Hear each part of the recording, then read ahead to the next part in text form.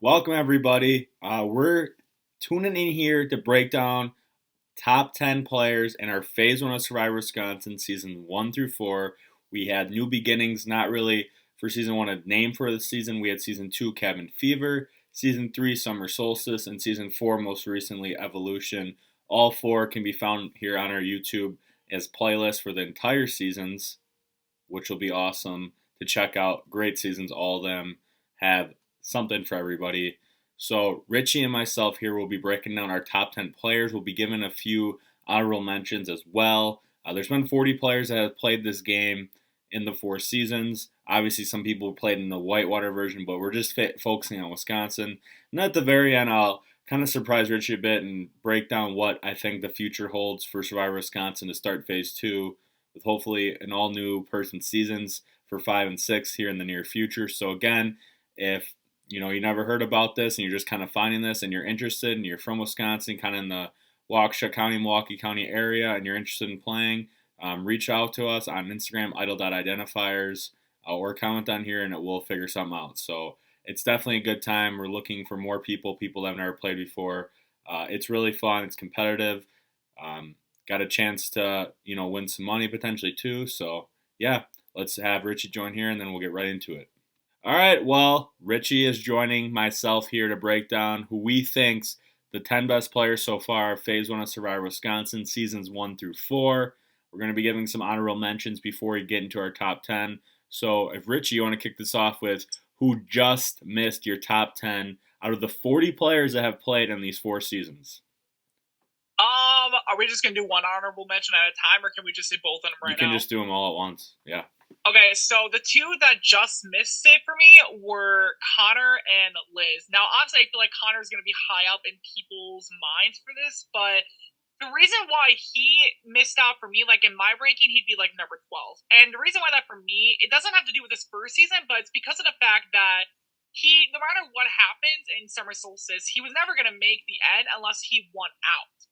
And it's also because of the fact that, like, when he did get lucky in the game, it was kind of less because of his actual gameplay, and more because of, like, idols and advantages and stuff he found throughout the way, which is, like, good on him for knowing to play it, but it's also, like, to, like, really play the game as the best you can. You can't always rely on idols and advantages, unfortunate as it is. Like, I was definitely rooting for Connor, and a part of me wanted to put him up a lot higher on the list, but it's just, compared to a lot of the other people I have on here, and Connor does get kind of unlucky, too, with the fact that Allie's one that makes it back in the game. She gets out one of his right-hand men, and he does get unlucky that his idol play for the 50-50 coin or whatever screws over his only other ally in the game. He does kind of get unlucky in certain ways, but I think that season he was just going to be screwed regardless, no matter what he did, unfortunate as it is. So, I mean, he did play well with the cards he was given, but now, my number 11, being my second honorable mention, was actually Liz, which people might think would be weird that I put her above Connor. But for me, it was because of the fact that Liz was honestly like a crucial vote at so many different points in a way, where she was basically the reason that Corey actually stayed in the game before the merge, as she was the one who put the target on Alex. I even remember recording it as being like, Liz is like orchestrating this shit, and I don't even think she knows it. Like, she kept pushing so hard for Alex when everyone was starting to consider Corey, and I mean, I don't want to say she like solely saved Corey's ass, but like it definitely did a lot of work. And then after the merge, she does a lot of good work to help pull Allie in, and just here and there, she makes these great social connections. Like, she was always going to make the end that season. I feel like regardless of who was there, what she did, she was almost always going to make the end. I think that's definitely what kind of pushes her up to the honorable mention side. It's just the fact that she was essentially guaranteed an endgame spot regardless. The problem where she misses out on my top 10 has to mainly kind of do with the final tribal campaign, where I've even told her this flat out. Like, if you would have campaigned better, Liz, you possibly could have swung a couple votes for your side that either tied it up or even won the whole damn thing. Like, I don't know if I'd say she played, like, a Brienne or Kathy level game, but, like, she definitely played a lot better than I think she gives herself credit for. So, like, I had to at least give her an honorable mention, because I honestly do think that she's one of the few people who it's like, if you throw her in a season of just her and all newbies, she could still make a deep run. She's one of the only few people I feel like I can confidently say that with. So Yeah, I mean, I will get into Connor in my rankings. Liz, I don't have my top 10 or in my honorable mentions, but I'm glad you brought her up. I think she definitely is overlooked, and she doesn't even realize how good she did play. I think I need to see her play again and see what adjustments she might make from like learning how to play to maybe move her up. She kind of was in my early 20s, I think, out of the 40 people, if I remember correctly. Um, now, for my honorable mention, well, before I get into that, so you kind of are just valuing people that play like have the social aspect more than just relying on challenges and idols and advantages to keep themselves alive. You like more people that have the ability to stay in the game due to their connections they make, due to Yeah. controlling votes, etc. Yeah, for me, it's basically kind of thinking about like who's putting themselves in the best position throughout the game, and if they're on the bottom, can they find a way to put themselves back on top, or at least off of the bottom in a way where they're keeping themselves safe for as long as they can? Because I feel like the best players always felt like you look at Tony Blackshaw's, even when he was on the bottom, he was never fully like on the bottom because he could get himself right back up to the top, or at least in the middle like less than a day later. Like, kind of like stuff like that, I guess. Like, I don't know if I'm explaining it that well, but like a lot of the great players, less on challenges and more so on like what do they do with their time in the game? Because you can win as many challenges. Example me, like I can win as many challenges as I want, make the finals. Doesn't mean I'm guaranteed to win. Absolutely not. Corey demolished my ass at the end. Like in fans versus favorites. For those of you who don't forget, my embarrassing, but completely obvious defeat there. But it's literally like you can win as many challenges as you want. But for me, it's like, what do you do with the connections you make that can help your strategic game, and are you treating them well enough to make them have a positive perception of you on your way out? Yeah, I agree with that. I definitely do value that over finding advantages and idols. I think that's just another aspect that helps me like give a case for somebody. But yeah, it's 100% should come down to how well you can position yourself in the game. 100%, I agree. Now I'll dive into my honorable mentions. So when I was making my rankings, I actually ranked from 40 to 1 to kind of just do it as an overall thing to like see everything. And I saw like a huge tier. Like once I got into like 15 people, I was like, okay, this is like these are the 15 people I think that are like the elite players. So again, if you did not make my top 10, I hope you don't come for me. Like this isn't, a personal thing. This is just my opinion from what I saw played out.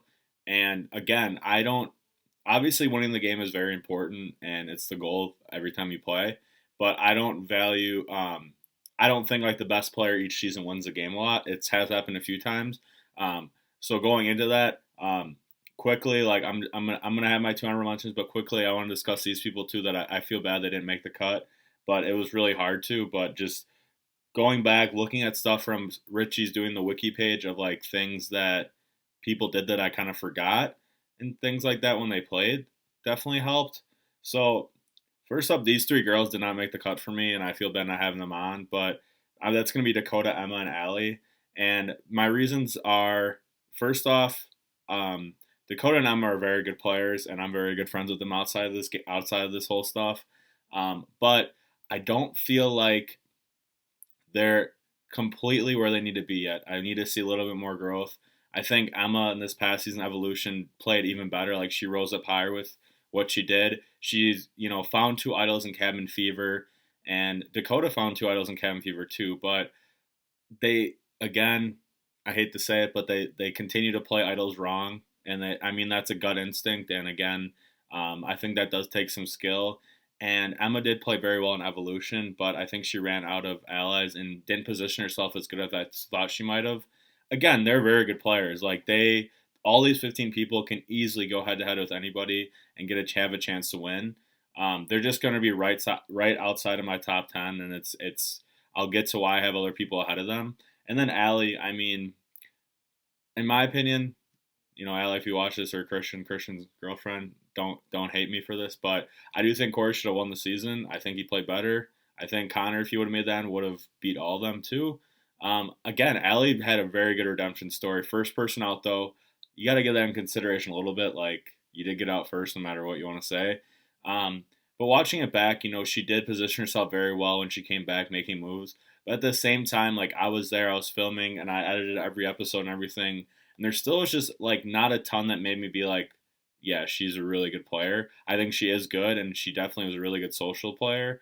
Um, but I feel like some things kind of fell into her lap that are pretty easy to decide between, in my opinion. So that's where I have them three just outside the cusp. Um, yeah, they're all really good players, all three of those girls, and I hope we see them all back in the future. Again, Allie, she won the season. She doesn't need to prove anything. She won a season. That's best you can do. I'm just going based on skill because again, like I don't. I'm just going based on how good a player I think has done in just our Wisconsin season, not if they won. But yeah, Dakota and Emma, sorry, I just have them outside of it. I just think these other players are just better and have bigger threat statuses. But now these two honorable mentions quickly. Just outside my top 10 is going to be John. I got him John at 12. John only played in our first season as Survivor Wisconsin. And honestly, until I look back, because it's been a while since that season happened and we did it all, I forgot how much damage he did in that game. And I will give him a lot of credit because he was going against some really big threats in that season. He fell just short getting fourth place, but he won two challenges. He found two idols and played them both correctly, which was pretty crazy. He was playing on the bottom a lot of the time, didn't have a lot of allies, and that's the reason why he didn't make my top 10 is just because he didn't do a great job positioning himself in the game. I feel like he kind of was able to just continue to go on because he kept finding stuff to help him get there. He definitely wasn't a bad social player by any means, but I feel like he kind of ran out of allies, and I did like what I saw from him, and I hope to see him back again in the future. But he played really well in the season one. And then number 11 for me, and I had this person ranked higher. And after thinking about it, I moved him down a bit just after editing stuff in this recent season. And don't hate me, but I'm going to have Colin just outside the top 10. And the reason is because I just think these 10 players played better in their season they were in. That's the only reason why. I think Colin's a great player, one of the best we have. I'm glad we got to see him again after last chance, and he proved he's one of the best players we've had. Some people would say, he won last chance against some players that aren't super great, but he definitely is right up there with some top players. Um, Again, it was hard because in evolution he was safe a lot of rounds because they kept winning immunity in the beginning of the game, so we didn't really get to see a ton of strategy from him. And then I feel like he definitely had good strategy, in the merge, but ultimately, just I don't know. I just think these 10 players that I have ahead of them have played better in this season alone. Overall, yeah, if we're going back to Whitewater, it's a different story, but I'm just talking about this season. And again, the reason too Dakota and Emma I had lower outside the top 10 is just because of you got to remember too, and I hate to say this, Rich, because you play in it, but I feel like Cabin Fever didn't have a great amount of competition they had to go against. It was a smaller season. We did what we could in that season, but that gives and take too. Like I feel like any of these players in the top 10 would have easily won that season. I hate to say it. I don't think it would took a ton of skill to win that season besides just, positioning yourself right. Voted out first, apparently, that I Right. didn't have. Yeah, I mean, if you get Okay, past that, let me just say this. If I would have made it past the first round, you damn well know I would have fucked shit up. We I can know just you say would that. have. That we can agree with right now. You would have. Oh, But yeah, I I mean, would have. again, I feel bad. I feel bad not having these five in there, but again, it's really tough. And just for like just the players they went up against and maybe how they performed compared to others. I mean, Allie did beat Corey head to head, which is pretty crazy because I thought Corey should have won. So I give her that credit. That's why I have her ranked ahead of Emma and Dakota. But again, too, if Emma brings Dan instead of Dolphin Sam, she probably would have won and she would have probably been in my top 10. And that's obviously just comes with experience of playing. And I loved her going head to head against Christian. It didn't work out. But yeah, those I know I kind of went on a bit there with five people that didn't make the top 10 instead of two like Richie did. But I just want to give those people the credit, and I want to explain why they just missed the cut for me. Because again, all these 15 players are really good. Like it's not a ton in between these people. It's just got to make a decision here. Go ahead, Rich. Yeah, I was gonna say, I didn't know you were doing extras. I only did two honorable mentions because I assumed that's what we were doing. But if I'm not gonna go too much into depth with it because you kind of summed it up. Like people like John, Cody, and Colin are people that I definitely considered, but I feel like the other people like most of my people I picked made it like to Final Four or higher, basically, and at least one of their seasons in Wisconsin. It was only based on Wisconsin Yeah. gameplay with the criteria I said before, but it's like people like that, and I almost wanted to give Maddie one of those two spots for honorable mentions, but I do got to give a shout out to, Alex and Maddie, because I do think they do have potential to be great players. I think it's just the cards they've been dealt with both times have just never been in their favor. Like even Alex with the second swap, him and Nate against like a pretty solid alliance. So it's like, and then poor Maddie just like she's trying her best, but she was kind of like I don't know what word, like kind of like what you guys said, like the true survivor. You know what I mean? Like round after round, like out on Redemption Island, me and Tyler even thought she was gonna be next. She was gonna be next, and it took still like 3 to 4 rounds where she's finally there. We're like, dude, you gotta tell us how you fucked shit up over there because we're curious now. So, shout out to those four. I actually forgot about John completely, even though he probably would have like barely made honorable mentions as well. Like it would have been hard because a lot of my picks did kind of rotate back and forth too. But yeah, we can get into the top 10 whenever you're ready to. Yeah, John. Not that I forgot about him because I've actually had kind of a list going here and there. Like every time I do a season in my notes on my phone. But I had to go back to rewatch some of the episodes, like quick spots, and I'm like, oh yeah, he had two idols and he did some damage and he just came up short. But yeah, you can start off with number 10 here, Richie. Okay, so I think I warned you about this. And a lot of my picks were kind of weird, kind of like the Whitewater picks, where a lot of mine you guys are like, what the fuck? You guys might think it's a what the fuck pick with the 10. One precursor I am going to say, I'm not going to spoil who's where, but all the winners did make my top 10. Because for me, at least, I believe if you won the game, you did something right in the game in one way or the other to get that win. Because the ultimate goal of the game is to win. Do some winners do it better than others? Absolutely. But for me, my number 10 was Allie. And for me, Allie definitely played good with the time she was given in the game. Granted, she did essentially get a free pass in the merge by getting out first and then winning that comeback challenge. But even after she gets back in the merge, she doesn't really hold it against Connor. And the thing I really like, and I use this on Redemption Island as well, I was thinking to myself, like, Allie utilized Redemption Island to help her game. She got information and used it when she got back into the game. She did that to get Mike out, and she was really calm and quiet enough to not stir the pot, make any waves that would have made people want to target her, and she kind of let them cannibalize her other former trimates. And I feel like socially, she always put herself in a really good position, and I do kind of got to give her credit for that Final Four move. I still have the idol somewhere in my room, actually, when I pulled it out of that fire, because I'm like, you are not setting that shit on fire. I want to look at that later on. I still remember pulling in my ass at that moment. Dear God, that was funny. But I do just want to give her credit because she did make good at the final tribal too, which I think something that people seem to forget is that she actually did. I had to analyze it and everything when I was writing up for the freaking wiki and shit. That she actually did have a pretty decent final tribal performance. She was being nice towards a jury, whereas Corey and Liz kind of argued and fought with them. She was making really good and just being humble. Where you look at Survivor, a lot of the biggest things you say, like if you get to the final tribal, be humble. Yeah. Like, try to be nice to them. And that's a big thing that she did. She said she wanted to be the nice guy. She gave a story about how she kind of evolved into a better version of herself in the game by saying, I want to be the nice guy, but you can't do that in the game. You can't sit around and drink, So, Allie, I feel like, had really good strategic moments in the game where she knew, like, hey, I can use this to keep myself safe, or I can use this to not keep myself safe, or I don't know. It's hard to explain. I'm probably not doing it well. I'm probably just droning on and on, but, like, Allie got my number 10 spot for three big things. One being her social game that definitely even helped her at the final tribal. So social game / final tribal performance. 2 at the final 4 play with the idol that expired, the special idol.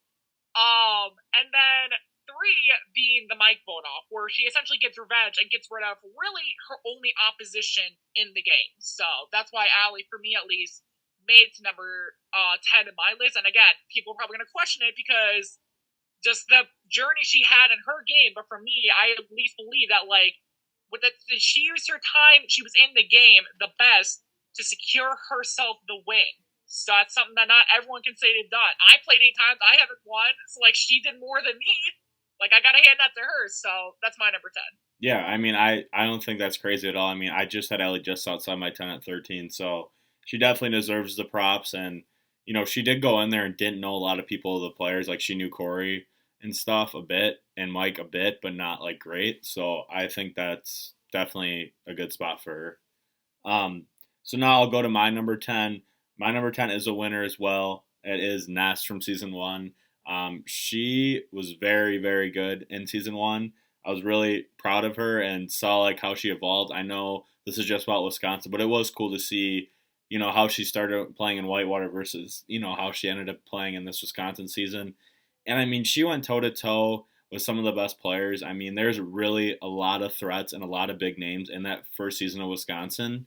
And I mean, end of the day, I know it's just one challenge, but you beat two of the best players ever and two of the best challenge beasts and two of the best just players in general, and Darius and Adam head to head in that challenge in the final three. And then you beat your boyfriend, which, everyone would think Darius, if he would make the end again, he would win. And I mean, it's kind of a coin toss, like who I think should have won. It's actually like, it would be really hard for me to decide because they both played really good. But Ness, she played excellent in there. Such a good social player. Really makes people feel comfortable when it's time to like maybe get them out. But she's really good at like making relationships and not really making a lot of enemies up front, which is good. And yeah, she played excellent, and I definitely think she was, a little bit better winner than Allie. That's why I had her in the top 10 over Allie. And just because the competition Ness won against. I mean, Allie did go against Connor and Corey, but I mean, Ness she got over a lot of hurdles, won that final immunity challenge, did find an idol too. So she won 2 immunity challenges, maybe, I think, but either one or two. Two. Yeah, 2. He was at the final 5 and the final 3, if I recall correctly. I thought she maybe won a third time that season, but I don't think it was 3. Just 2. I know it was at least 2. I think just 2. I think of someone else that won. But yeah, she proved that. Man, I wish she would have been in Legends, but that's over with. We got our new things. Maybe in an All-Star season down the road, she'll be one of the big players there. So yeah, you can go with your 9th, Richie. All right, my number 9. It's actually kind of funny how you were mentioning a lot of your honorable mentions and people who just missed it, because my 9th is actually Dakota. Dakota for me, and Wisconsin won. It's more for Cabin Fever than Wisconsin won, but Wisconsin won. I feel like she did show a lot of like good knowledge and like situational awareness, which is always important in the game. Like if you want to know more what I mean, go watch the Cabin Fever recaps and hear us talk solely about Jasper. I think you'll get a good meaning of what I mean with that for those who are watching. But for Dakota, the biggest thing with Dakota is the fact that I feel like that season she had enough situational awareness to recognize, like, hey, these are the people who are clearly not on my side, the people who I'm clearly needing to get rid of. This is the time I need to play this and play that. And I know I do give respect with idols and advantages. It's just it shouldn't be solely relied on to get through the game. And I kind of feel like that's the only way Dakota would have made it to the merge that season, unfortunately, because Vanessa, Brandon, and Michael didn't think at all that, hey, maybe us 3 going to the merge together won't be the best idea. But in Cabin Fever, I feel like we saw Dakota evolve to kind of like her best gameplay, where even though it's clear who was really running things that season, Dakota is kind of like a number 2 in my mind for it. Like, Dakota was the very clear leader of the post-swap Wolfpack, where they all come to her for what to do. They all talk to her for what's going to happen. She finds multiple idols, and the only person that witnessed her find the second idol, she's able to get out the next damn round, like, for the third freaking time, Like, yeah. She has a lot of really good calls throughout that season, and for most of the game, no one's really against her until literally the last, like, I think it was really the final 6 is when people started to get wary of her, but even then, it's not enough until Dan loses that final, or Dan wins that final 3 challenge, or 4 challenge. I'm an idiot. Oh my god. Until Dan wins the final 4 challenge. At that point, Dakota essentially is kind of like the odd one out in that situation. But had Dakota won that challenge, Dan clearly goes out. I think Dakota probably wins that challenge. And regardless of whether she's up against Emma or Dolphin Sam, I think she gives both of them a run for the money. Flat out. Like, I think Dakota, just from what we saw with the bond she was creating, the people she talked to, how respectful she was to everyone, like, everyone pretty much liked her along the way. I think Dakota could have won it. She had a lot of win equity that season. I think the problem was just that she took a couple people a little too far than she should have. I cannot speak today, but yeah, I think Dakota definitely what elevates her from. Originally, she actually was my honorable mentions right next to Connor, but then I started thinking more of like what was their real win equity and like what did they do with that? And Dakota, I feel like honestly actually had a lot. She was a leader. She was in control. She utilized her time in the game the best way she could, and I really think that like outside of Dolphin Sam and Emma that season, she really was one of the more like highlight players, if you will, for that season. So that's why Dakota was my number nine. Yeah, I think again I had Dakota just outside my top 10 too. Yeah, I mean, again, any of these 15 people that I named earlier, if someone's gonna tell me that, if someone's gonna argue with me they should be in the top 10, I'm gonna be like, yeah, I mean, I understand why. But she played very well both times. So now my number nine, and it might be a little low for him, but again, these other players, it's just like the threat level they have and how they overcome it is crazy to me. But this is number nine, the guy that surprised me the most this past season. That's gonna be Chris. Chris just played absolutely excellent in Evolution. Just Chris, not Christian. Chris. So yeah, Chris is my number ninth player. I was gonna have him a little higher, but I think this is appropriate for only playing once and stuff. But man, he wasn't a flashy player. Didn't rely on a lot of stuff. I mean, he did find an actual idol and play it correctly that saved himself, which I gave him a lot of props with how he handled that one because a lot of people didn't expect him to have it. And he had the social awareness where he's like, yeah, they're coming for me. It's pretty obvious. Um, but again, he played excellent. Really felt good about like managing his threat level.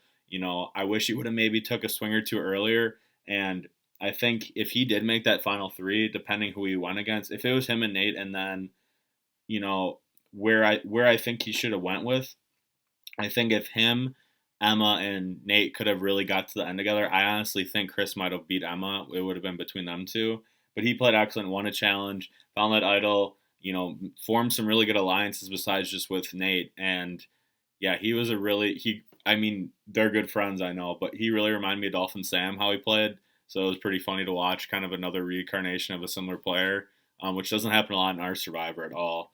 But yeah, Chris was excellent. Again, like I said, soft smoke. He was soft spoken, but you better watch your back when you're not by him. So I think he definitely deserves top 10. Yeah, he basically wasn't too much on my radar for this, but he's definitely someone I do want to give major props to because everything I heard about him was always pretty great. And even when I was filming him, he always seemed to have a lot of situational awareness for what was going on around him. He knew, like, hey, I'm going to be in trouble. I know what to do. I know to keep quiet, keep my head down. And that's the best thing to do in that season where all the big players are essentially trying to eat up and, like, lob heads off of anyone who dare speaks against them. He knew what to do at the right times. I think that's the only problem with him. I don't know if he would have won. I really want to say he could have. I mean, maybe if it was him, Zach, and Nate, I could definitely see Chris pulling out a win. Yeah. And that's why I'd love to see Chris come back to, like, I don't know if I want to say prove me wrong, but to, like, really show more of what we couldn't see. Because the thing I always worry about is that when you combine newbies with these big returning players, you get a situation like Vanessa Marin, who I can guarantee is not on this list. You get a situation like Vanessa Marin, who's maybe too afraid to make these big moves because there's so many big players who are trying to lob the heads off of other players who are just saying anything in general. And I mean, that's kind of the big thing here with me is that a lot of the players this season were willing to play with the big names, but were they going to win against these big names? Probably not. That's fair. But I do want to give Chris C some props right now because, he definitely did good. He definitely did great in challenges, and just everything I heard about him has been very, very positive. So I'm very, very happy that he's at least on your list. He's definitely within, I don't know, I didn't think past top like 12 to 15 for mine, but he's definitely pretty high up there. I have a lot of respect for him. So hopefully we can see him fuck shit up in the future. So yeah, just to add to Chris, I think too, he might not have beaten the bigger threats like if he did make down with them, but I will just say like, I wish he would have made a big move, like you said. It was funny how you said if anybody ever speaked against the big dogs that they're out. But I will say just that he kind of held his own in his first time ever playing with like some of the biggest names we've ever had. That's why I got to put him here, and he held his ground. But we'll move into eighth now, so you can head over to your eighth person on your rankings, Richie. All right, my number 8. This person's gonna hate me for putting him this low in the list, but it's Corey. And I know it's gonna be surprising that he's this low on my list, but for me, it's when you really analyze his game. Corey does play a good game. He does have great instincts in the game, and whenever, even if he is on the bottom, he knows how to try at least save himself. The problem is that he's on the bottom for 90% of the game he plays. Like, the first couple rounds, Nate's putting a huge target on his back, and even though Corey wasn't at risk for going, he tries to save Nate, only for Nate to essentially go anyways, and even his right-hand man for the season, Ryan, decides to go against Corey and screw Nate. So even though Corey doesn't go out, he's still essentially kind of screwed. The next tribal, Corey almost is Corey, once again, is at risk. You know what I mean? And it's kind of like Ryan and Tyler, it's kind of between them. Like, hey, if we want Corey out, we'll get Corey out. If we want Alex out, we'll get Alex out. And Liz does a lot of work to kind of keep Corey safe. And Corey tries to talk to Alex, but it's between Corey and Alex, so what use does that really do him in this situation? And then at the merge, he saved those first couple rounds, but then once again, he's in the bottom. And even once he talks to Connor, he's like, I want to go to the end with you, bro. I want to work with you, only for like multiple points for Connor to be like, why do you lie to me? And Corey just doesn't really like talk too much about it. He tries to get Connor back at his side, but it's kind of too late by that point. And I do have to acknowledge the Final Four shit where he kept telling Connor, like, I want to go to the end with you, only for like him to win immunity and be like, yeah, about that. Like, it literally was like Russell Hanson, Brett, and Survivor Samoa. That's the vibes it gave me. And I'm like, dear God, Corey. Like, I do have to give Corey props, though. He is great at challenges. He does make the right calls. Like, I do have to give him major props for the Final Six thing with the Ryan, even though it got fucked up because of Ryan. The safe stop much power. love to you, much love to you, Ryan. But yeah, like, dear God, I was laughing at that moment because I'm like, what the fuck is he doing? Like, I mean, Corey was smart enough to at least recognize, like, hey, if people see it's for me. I mean, I don't know. Like, Corey does play well. Like, when he was on top, he was all the way on top. The problem is that, like Connor, I think Corey, the only way he was going to get to the end was idols and immunity. Like, and I think a problem with that partially was a smaller cast, because I think if he had more people manipulate, they could have used them as shields, like, throw under the bus and, like, topple them over and run them over, whatever. But, like, Corey is a great player. Like, you know, if this was based off of Whitewater, he'd be a lot higher. I do think Corey did play great with the cards he was given. Yeah. Like, if it was just based off the strategic game and that stuff alone for me, he would definitely be a lot higher. Like, probably at least 5th place. But he's on 8th just because he did burn a lot of people towards the end. And one of the biggest no-nos in the final tribal, you don't fight people at the end. That's something we saw Corey and Liz unfortunately do a lot of. And in that moment, I still thought Corey could have pulled out the window. So he did have people fooled. I don't want to say people fooled, but like, he is a good talker. He is smart. And I'm hoping we can see him come back in the future. So like, if we ever do this again in the future, Corey could like go up to like number 4, 5, or 1 or whatever. Like, Corey is a good player. Do you think? Obviously, if you didn't argue with people, do you think he should have maybe won or no? Or do you think Alex should have won?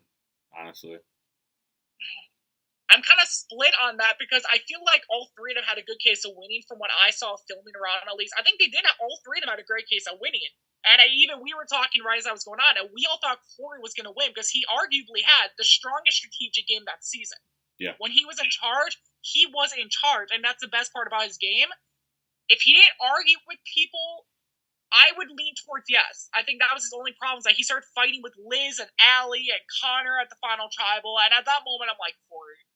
But the fact that Ryan didn't even vote for him was kind of like, what the fuck? Because Ryan, it's like, dude, why didn't you vote for Corey? We didn't even get any information on that. It's just like, Ryan's like, Allie, Big L, and I'm like, that's it. And we're like, Ryan, why you played with Corey? We get like nothing, like, we see her bonding with Ryan, but we don't know why she gets his vote at the end over Corey, who, from what I know of, is essentially the Kenzie Haas to Corey in this season. Right, it's true. So, I don't know. Like, Corey, I really want to put higher. He did burn a couple people along the way. Sorry, Corey, much love. Don't kill me outside the game. Yeah, I mean... Florida. Yeah, I mean, Corey... Since the season has ended, Corey and me have like talked a decent amount, and he's asked me multiple times like, why didn't I win? Like, honestly, and I I said, I mean, I personally, like, if I was there, I probably would have voted for you to win. I thought you did play the best out of the three of them. All But respect to Ali and Liz, I would have voted him too. yeah, Like, oh I yeah, honestly no, thought he was going to win. yeah. I I think mean, a lot of the other reason for Corey that he didn't win was partially the people who made the merge. yeah, Like, if more people, like Alex and Nate, if they both made the jury, I can honestly see them both campaigning for Corey and pulling a couple votes along his way. Aaron, I could see him possibly voting for Corey. I don't know how if he even knew Corey outside the game or who Aaron knew coming in, but I could see him and Savannah possibly campaigning for Corey, give the argument of, hey, the best strategic player type of deal. Which not that Ali didn't have a good strategic game, but yeah, like right. I said, when it was Corey, it was clear it was Corey. When it was Ali, it was clear it was Ali. It was very clear who it was coming from each round. And again, like if any of those four pre-mergers would have made it, I think it's a definitely different outcome. But I think it's because Corey got a bit of a bad hand and who made the merge and who was on the jury. I think that's what partially screwed Corey over as well. And I'll definitely get back into this particular criteria with another person down the line because it's going to get really important towards the end. So Yeah, I think that I agree with all that. And honestly, and you might be surprised, but my number 8 was also Corey, actually. So we have one person so far completely right. But yeah, I'll add into it a bit. I mean, you kind of went over everything I would have said. Corey's a great player. I will say it was pretty impressive that we didn't make it like known to people that are playing that he's played before in Whitewater and he's won and stuff like that. Um, but he definitely like kept his threat level as low as he could. But again, he was very reliant on winning challenges and very reliant on using those idols because there wasn't a lot of times in the merge people could ever get him out, and that is a credit to him because he kept himself safe with finding stuff and winning stuff. But I will say too, I feel like it was similar to the season he won, where he had like 2 votes guaranteed almost every round with Ryan and Liz, kind of similar to when he had Mackenzie and maybe Cole slash Dolphin Sam back in Fans Research at until we Whitewater. got Cole out. Yeah. The thing is, again, the same thing kind of happened where all of a sudden they kind of want to go for him at the very end where it's like, all right, well, it's kind of too late. Like, where was this?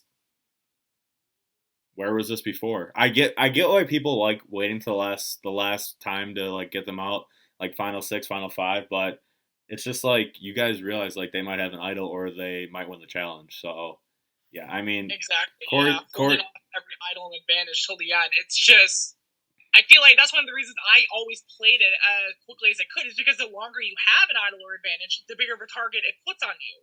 yep, Until a point where you can't get it off of you. That's why in Fans vs. Favorites, people always question why I threw it off of me the minute I got it. It's because I did not want that target on me.